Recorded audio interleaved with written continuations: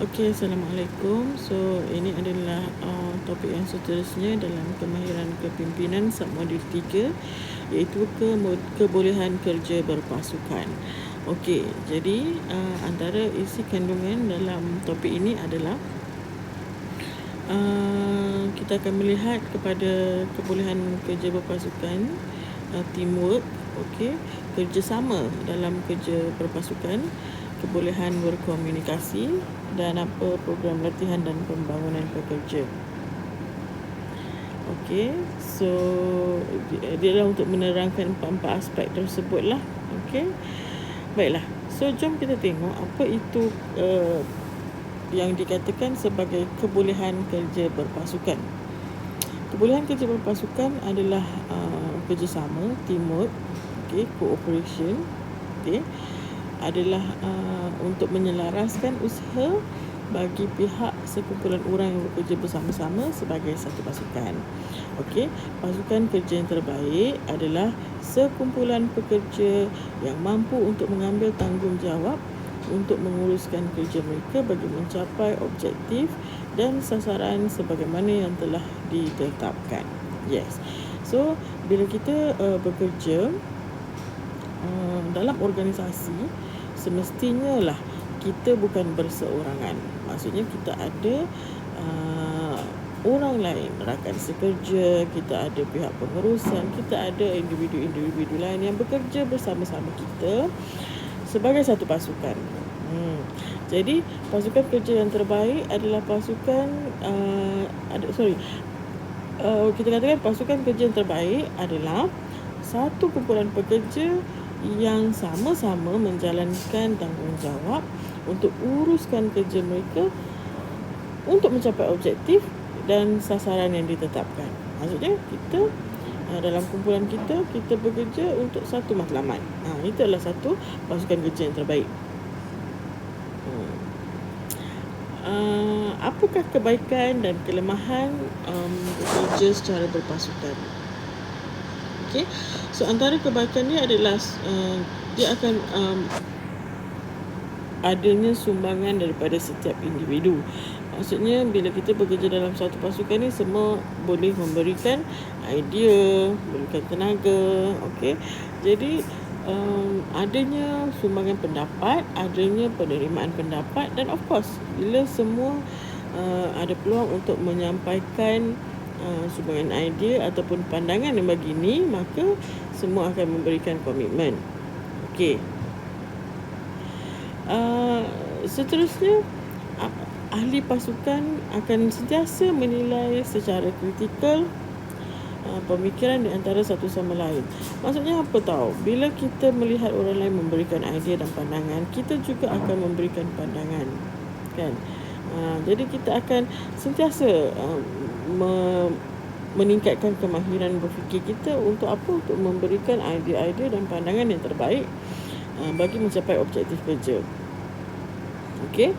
Dan seterusnya antara kebaikan dia bila kita kerja berpasukan ni, of course lah, meningkatkan kepuasan bekerja. Sebab apa? Sebab bila kita bekerja dengan pasukan kita, semua memberi kerjasama yang baik, idea-idea yang dilontarkan juga ada penerimaan, ada, walaupun tak semua mungkin terima, macam mana nak terima banyak-banyak idea, kan? Tapi maksudnya kita akan rasa seronok bekerja sebab suara didengari, kita boleh memberikan idea, okey, dan akhirnya apa yang kita sumbangkan itu mencapai kepada satu pencapaian matlamat yang sasaran yang ditetapkan. Okey. Namun begitu, ada juga kelemahan dalam kerja berpasukan, iaitu bagi kumpulan ataupun pasukan yang sering bercakap terlalu banyak tapi tindakannya tak ada, tu masalah juga. Okey, ada juga desakan ke arah pematuhan taraf prestasi dan tingkah laku yang boleh merosakkan organisasi. Kelemahan yang lain adalah seperti sikap sebahagian ahli yang tidak menunjukkan kesungguhan dalam bekerja, Dan ada juga yang boleh mencetuskan konflik dalam kumpulan. Itulah kadang-kadang kan penting juga ahli kumpulan, ahli pasukan dalam kerja ni. Sama juga macam kalau kita buat tugasan ke assignment ke apa kan, kalau you salah pilih ahli kumpulan kan problem kan.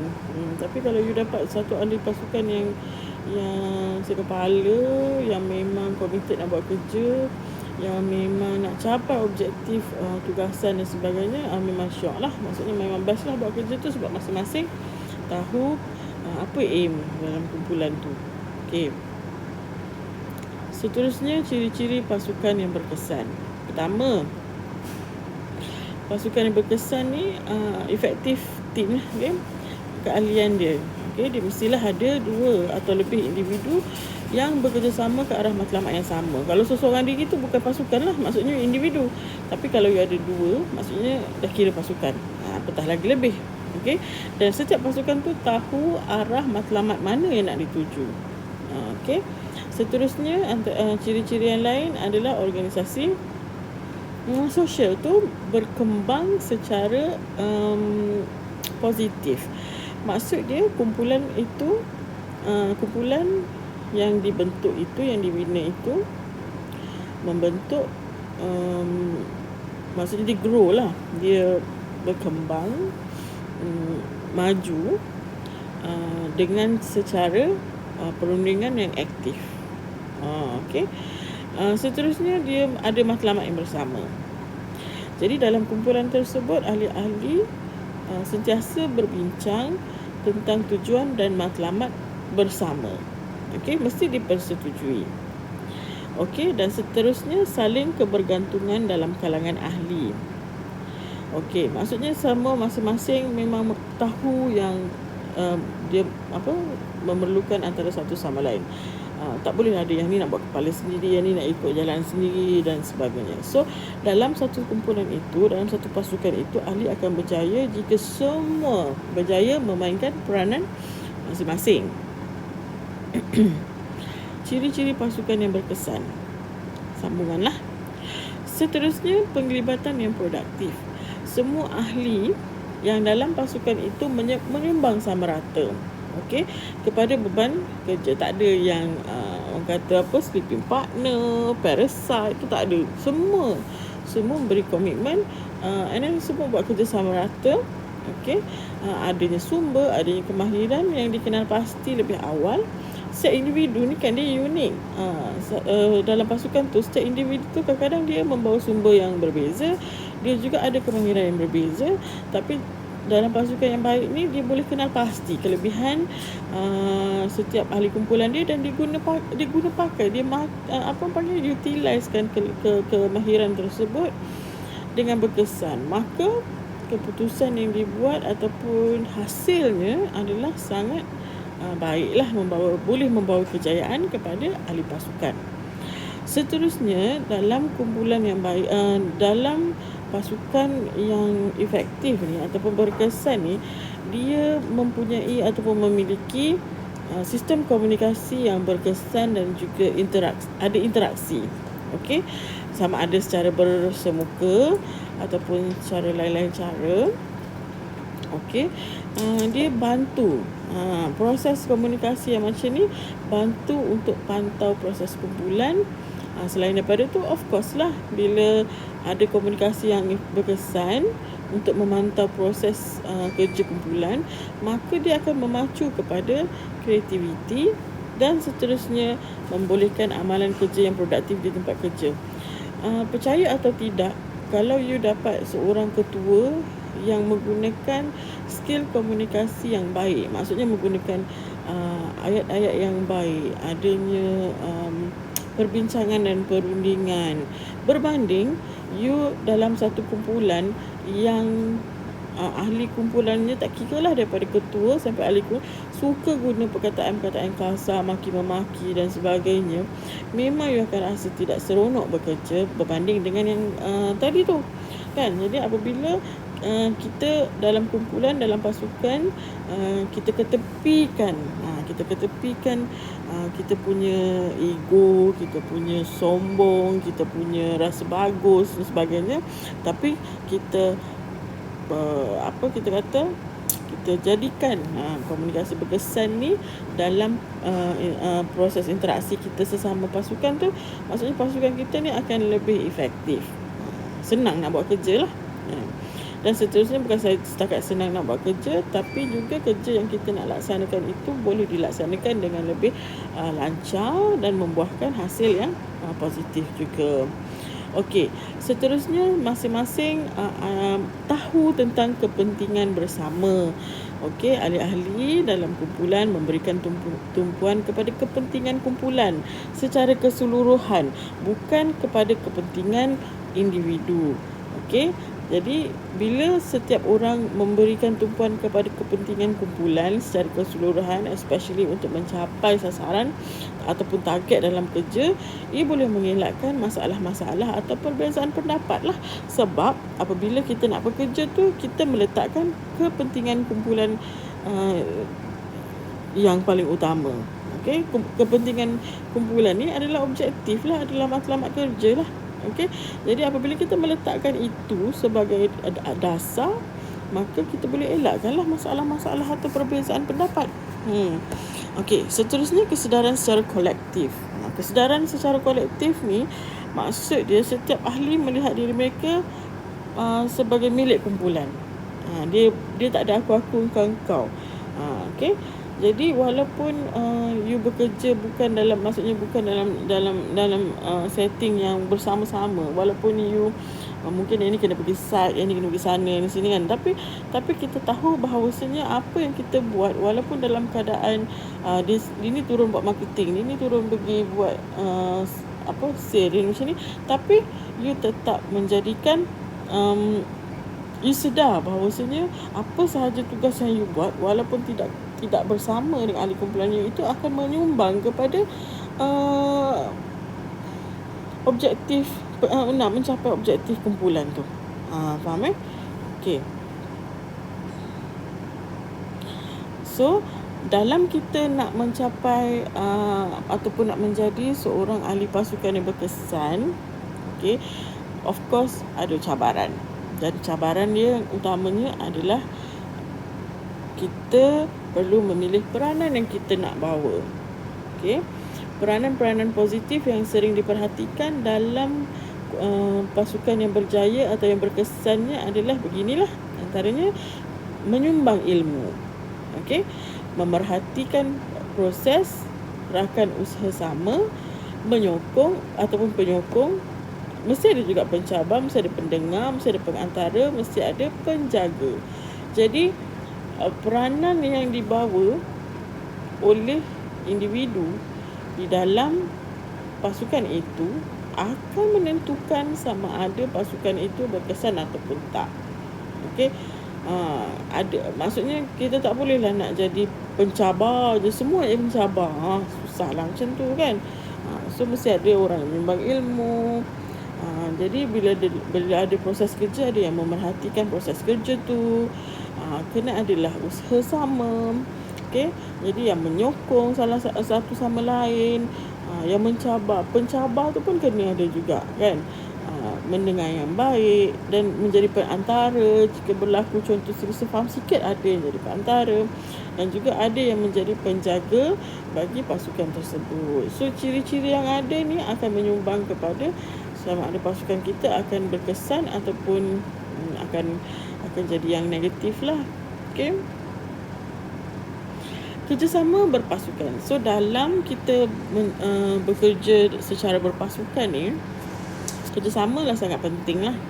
Okey. Kerjasama ni dia adalah adunan berbagai kemahiran untuk menghasilkan pencapaian yang kolektif. Allah, tinggi sangat ayat ni. Sebenarnya macam ni lah. Bila kita bekerja ramai kan, maksudnya lebih daripada 2 orang, biasanya setiap orang tu ada kelebihan masing-masing. Okey, ada kemahiran masing-masing, ada kompetensi masing-masing. Tapi kita pakai kemahiran ataupun kompetensi itu, kelebihan setiap individu itu, kita utilisekan dia untuk capaikan satu pencapaian yang satulah. Maksudnya apa objektif kita nak capai itulah. Okey, walaupun dalam beberapa pasukan tu masing-masingnya ada sikap kompetitif kan, secara semula jadilah. Ada juga yang macam-macam. Bila kita bekerja dalam pasukan ni, setiap individu ni dia unik. Tapi walau bagaimanapun, bila adanya kerjasama, okey, masing-masing beri kerjasama untuk sebab apa? Sebab bila kita ada kesedaran nak capai sasaran tadi kan. Jadi kadang-kadang kerja tu akan jadi lebih mudah, dan pada masa yang sama juga you beri inspirasi kepada kumpulan you untuk mewujudkan kerjasama yang lebih tulen. Macam tu. Okey. So, semua pasukan di tempat kerja mempunyai pekerja yang memiliki elemen kerja bersama-sama, bekerjasama, dan mereka mempunyai kepelbagaian kemahiran. Jadi kita tak boleh bila kita kerja dalam pasukan ni kita rasa macam kita je yang betul. Kita kena meraihkan kepelbagaian, variety. Sebab manusia ni unik. Allah ciptakan setiap manusia ini lain-lain sikapnya, lain-lain sifatnya, lain-lain kebolehannya, lain-lain kemahirannya. Okey. Jadi kita kena pandai blend supaya kita boleh utilize semua sumber dan juga kemahiran yang ada dalam pasukan kita tu untuk kita bina kerjasama yang baik dan seterusnya mencapai kejayaan. Okey, menguruskan pasukan kerja bersendirian.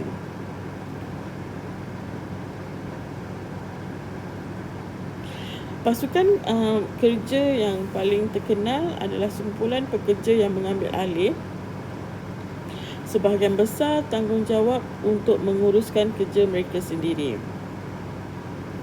Kumpulan kerja yang diuruskan sendiri itu adalah sekumpulan kecil pekerja yang bertanggungjawab untuk mengurus dan melaksanakan tugas-tugas teknikal untuk menghantar produk atau perkhidmatan kepada pelanggan luar dan dalaman. Okey. Sebahagian besar daripada firma besar dan besar sederhana telah menggunakan pengurusan pasukan kerja bersendirian, yang mana pasukan itu telah melaksanakan pelbagai aktiviti penghilangan dan perkhidmatan. Okey. Jadi maksudnya macam ni lah. Kita ada satu organisasi dan tak semuanya kita boleh laksanakan. Okey. Contoh, you ada company, you buat sale kan. Bila you punya satu organisasi terlalu besar lah. Okey. So you terpaksa sub kepada satu company persendirian untuk melaksanakan khusus aktiviti penghantaran produk misalnya. Tetapi walaupun dia adalah company luar, company individu, tetapi you tetap kena uruskan pasukan persendirian ini seperti pasukan you sendiri juga. Macam tu. Okey. Jadi walaupun dia adalah company atau pasukan lain, tapi dia membantu dalam melaksanakan ataupun melancarkan proses kerja organisasi you juga. Okey. Jadi untuk situasi begini, kita juga perlu mengambil kira dan memberi kerjasama yang baik kepada pasukan kerja individu inilah ataupun pasukan kerja persendirian ni. Okey, ada juga pasukan pelbagai fungsi. Pasukan pelbagai fungsi ini merupakan satu pasukan yang mempunyai kepakaran. Maksudnya dia ada kompetensi dia. Okey, jadi dia terdiri daripada pekerja yang memiliki kepakaran berbeza. Okey, pada organisasi yang sama taraf dan bersama-sama menyelesaikan tugas. Mereka yang berbeza kepakaran digabung kepakaran mereka. Pasukan yang memiliki pelbagai kepakaran telah digunakan secara meluas dalam pembangunan produk. Pasukan pelbagai fungsi ni, macam contoh kita tengok di kilang lah. Paling mudah kan. Ada yang pembuatan, ada yang pemasaran, ada yang pembungkusan. So timnya berbeza-beza, kepakarannya berbeza-beza. Tapi setiap kepakaran yang berbeza-beza itu amat diperlukan bagi menghasilkan satu produk, yang mana produk inilah yang akan dijual sebagai sumber utama kewangan kepada syarikat. Jadi inilah yang dikatakan sebagai pasukan pelbagai fungsi. Pasukan-pasukan maya pula. Ini adalah pasukan yang menjalankan sebahagian besar daripada kerja dengan menghantar perutusan melalui elektronik antara satu sama lain dan bukannya bersemuka. Satu pasukan maya adalah pasukan kecil yang menjalankan hampir semua kerja mereka melalui komunikasi elektronik dan bukannya mengadakan mesyuarat secara bersemuka. Jadi kita ada pasukan yang mungkin di cawangan lain ke dan sebagainya, tapi biasanya dia di bawah company kita juga ataupun yang lias dengan company kita, tapi kita biasa berhubung melalui elektronik sahaja. Itu yang terpanggil pasukan maya. Okey. So bila kita dah kenal pasti jenis-jenis pasukan ni tadi, kita ada apa tadi? Kita ada pasukan maya, kita ada pasukan pelbagai fungsi, kita ada pasukan kerja bersendirian. Jadi kita akan faham bahawasanya apabila kita memasuki organisasi, bukan pasukan yang ada depan mata kita sahaja yang pasukan kita yang kita perlu jaga dan kita perlu bekerjasama. Okey, sebab kita kena ingat apabila kita bekerjasama ni, apabila kita bekerja ni, kerjasama ni bukan sahaja internal tapi juga eksternal, tapi untuk apa? Untuk capai satu matlamat organisasi. Okey. Jadi apa yang kita perlu buat untuk memastikan kerjasama yang baik dalam pasukan ini adalah pertama, paling penting, fokus kepada matlamat pasukan. Kedua, beri tumpuan kepada ahli pasukan untuk melakukan yang terbaik. Ketiga, beri ganjaran kepada pasukan. Ganjaran ni kan banyak tau. Ganjaran tak semestinya nak kena bagi duit, tak kena bagi naik bonus, tak semestinya. Ganjaran ni pujian pun ganjaran kan. Macam tu. You appreciate you punya ahli pasukan, tu pun ganjaran. Okay. Dan jangan membendung kerjasama. You kena galakkan kerjasama. Okay. Dan dia berlaku secara kitaran yang berterusan. Okay. So apakah antara kaedah-kaedah yang mudah untuk mengelaskan aktiviti-aktiviti pasukan? Okay. So antaranya adalah kita mesti ada kepercayaan kepada ahli pasukan. Kita kena ada kerjasama dan perpaduan. Kita kena iktiraf minat dan pencapaian orang lain. Dan kita juga kena kongsi kegembiraan. Kita jangan ganggu kegembiraan orang lain. So, ini kaedah mudah untuk kita kelaskan aktiviti-aktiviti pasukan kita. Aktiviti-aktiviti kita boleh laksanakan untuk pasukan kita. Okay. So, katalah you nak buat aktiviti untuk pasukan you, untuk kaedah mempercayai ahli pasukan. Buatlah team building. Kerjasama boleh buat team building juga. Okey, iktiraf minat dan pencapaian orang lain, buatlah let's say gala night, macam tu. Kongsi kegembiraan, buatlah family day. Contoh apa, jangan ganggu kegembiraan orang lain. Maksudnya buatlah bagi apa, cuti maksudnya macam mana, cuti tahunan ke dan sebagainya. Okey, kebolehan berkomunikasi. Panjang sikit lecture kali ni. Kebolehan berkomunikasi adalah satu proses memindahkan isyarat ataupun message antara penghantar dan penerima melalui pelbagai kaedah seperti perkataan yang ditulis, bukan isyarat lisan atau kata-kata. Okey, maksudnya dia adalah satu proses you nak hantar isyarat ataupun message daripada penghantar, katalah kita, kepada penerima, katalah rakan sekerja kita. Okey, dalam pelbagai bentuk, yang bertulis, sama ada yang bukan lisan-lisan ataupun melalui kata-kata. Okey. Untuk berfungsi dengan jayanya dalam kumpulan kecil, pelatih berkemampuan untuk berkomunikasi dengan jelas pada tahap intelektual dan emosi. Okey. Apakah itu antara communicator yang berkesan? Communicator ni adalah orang yang berkomunikasi lah. Okey, communicator yang berkesan adalah individu yang dapat menjelaskan idea sendiri. Keduanya boleh meluahkan perasaan mereka dengan cara yang sendiri. Mendengar orang lain dengan teliti. Komunikator ni bukan saja bercakap tau, dia kena juga mendengar. Bertanya soalan untuk menjelaskan lagi idea dan emosi orang lain. Okay, so kena pandai, kena ada teknik untuk kena tahu macam mana, apa soalan yang tepat untuk ditanya. Okay, supaya apa yang kita cuba fahami oleh orang yang bercakap itu lebih jelas. Seterusnya, boleh mengesan bagaimana perasaan orang lain berdasarkan komunikasi bukan lisan mereka. You kena juga ambil tahu bahasa bukan lisan, maksudnya gerak tubuh, eye contact dan sebagainya, sebab itu semua akan boleh memberi gambaran emosi ke, keadaan ke, perasaan ke orang yang sedang kita berkomunikasi tu. Okey, so komunikator yang baik juga dia yang akan memulakan perbualan mengenai iklim maksudnya dalam dia nak mulakan komunikasi ataupun perbincangan tu, dia yang akan memulakan perbualan mengenai iklim kumpulan atau proses jika merasa ketegangan. Maksudnya orang yang baik ni dia boleh kontrol iklim ni, maksudnya kalau kumpulan tu nampak macam senyap je, jadi komunikator yang baik ni dia boleh membangkitkan mood. Kalau nampak macam tegang je, so dia boleh memulakan perbualan yang mungkin untuk bagi kurang ketegangan tu. So itulah komunikator yang berkesan. Okey, seterusnya kebolehan komunikasi. Jadi dalam untuk bekerja bersama-sama ni, ahli kumpulan perlu menunjukkan semangat perpaduan. Okey, memang tak boleh nak elak lah bila kita berbincang tentang kerjasama, tentang pasukan, komunikasi, semua ni adalah ke arah satu benda, itu perpaduan. Okey, perpaduan ni muncul bila ahli-ahli kumpulan dapat adanya kemahiran seperti inilah. Perpaduan ni boleh muncul jika ahli-ahli ada keterbukaan, ada amanah dan pendedahan diri, sokongan dan juga menghormati orang lain.